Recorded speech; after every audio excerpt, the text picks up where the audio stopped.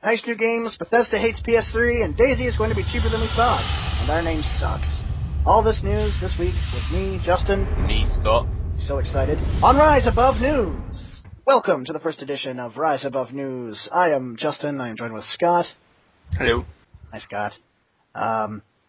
First thing we're going to do, this is how the layout's going to be, we're going to do the coming soon games for PC, PS3, and Xbox. I'm going to be doing the PC ones, while Scott is going to do PS3 and Xbox 360. And then we're going to talk about some interesting things that are coming out soon, as well as some interesting news about different games. We have some Skyrim stuff, some Assassin's 3 stuff, and some DayZ stuff as well. So, without further ado, I'm going to do the PC releases for the next 2 weeks, the main ones only. I'm not going to do the tens of thousands of little ones that are definitely going to come out, though if somebody really wants to look that up, there are lists online. The first big release is Airmech, which is a free-to-play action strategy indie game, which is coming out. It doesn't actually have an official release date, but it says September of 2012, so expect it very shortly. And free-to-play games are always well taken by the community. Shadow is coming out on Tuesday, actually, the 4th of September. It's an action strategy game. Again, an indie game. Seems a lot of indie games this week. The big one that's coming out on the 13th of September, big jump there, is I Am Alive, which is a console port from the Xbox 360 and PS3. Definitely one of the big ones, I think, in the next 2 weeks for PC. Secret Files 3 also is released on the 13th of September. It's an adventure game. Doesn't have any other information except for that. Triced, which was a big one for anybody that's on the Steam giveaway site. They gave away 5,000 beta keys. It's coming out on the 14th. It's also 20% off currently on Steam for $19.99 instead of $25. I recommend picking up that, and that's it for PC main games. Scott, do you have anything interesting? Okay, for Xbox 360 and PlayStation 3, we have Port Royal 3 Pirates and Merchants coming out on September 7th. But before any of that, we have Call of Duty Modern Warfare 3, the 4th collection. That's on September the 6th. I believe that's Thursday and Friday they come out. Both of them are for Xbox 360 and PlayStation 3. On September 14th, we have Tekken Tag Tournament 2, Everyone Sing, and NHL 3. Personally, I would recommend picking up a copy of Tekken Tag Tournament 2. That's all we have for our PS3 and Xbox 360, but more to come. Yes, much more to come, including all the new big releases, Halo 4, for example, which I'm extremely excited about, and Assassin's Creed 3, too, which has some news on it. And in other news, Resident Evil 6 will be released October the 2nd, followed by Assassin's Creed 3 October 31st, followed closely by Halo 4 on November 6th, and then Call of Duty Black Ops 2 November 13th. Jumping into the world of Assassin's Creed, for those who don't know, Assassin's Creed 3 is an upcoming historical action-adventure open-world stealth game being developed and published by Ubisoft for PlayStation 3, Xbox 360, Wii U, and Microsoft Windows. Set in colonial America, the Assassin-Templar War has become involved in the American Revolution.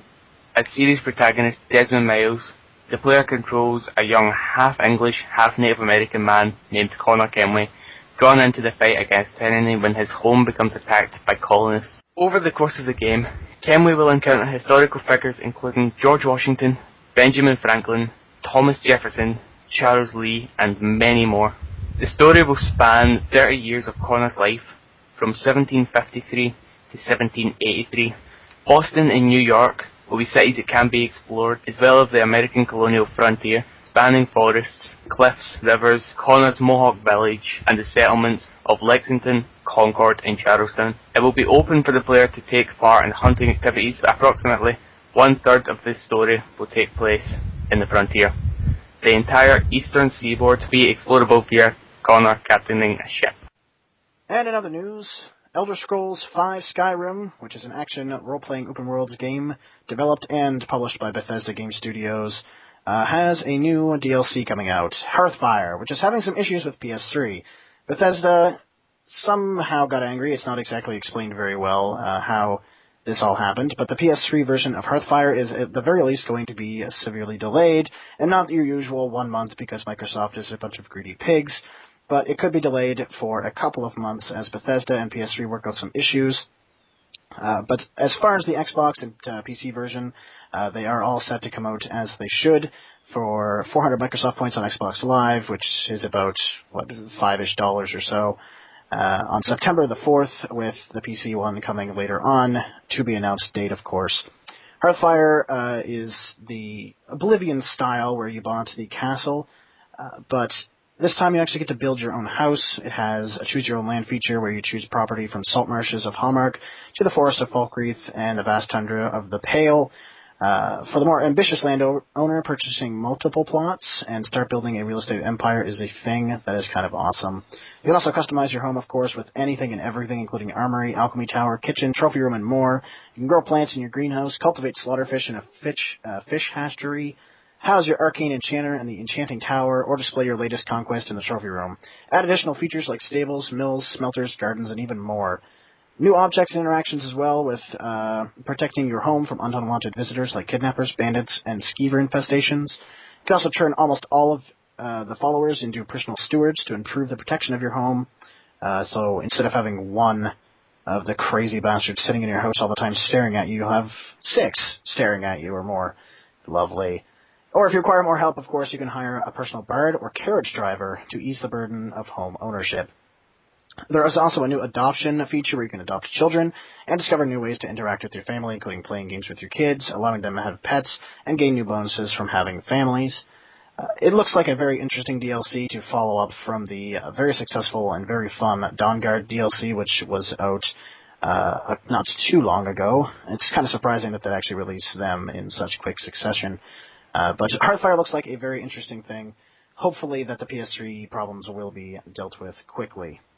And finally, for this news episode, DayZ has announced a couple of things that I should mention very quickly, including a possible cheaper price for the full game, as well as they're going to revamp some of the land area for the new game, so the mod will look a little bit different than the actual game, as well as they were thinking of doing less updates for the mod and focusing on the main game. So if you were thinking about buying Arma 2 for the DayZ mod and Arma 2 type of thing, I would highly, highly rethink it, considering that the mod is going to be eventually forgotten, of course, but it might be forgotten a little bit sooner than they figured, as well as the mod is going to be much more expensive in the long run than buying the actual game of DayZ.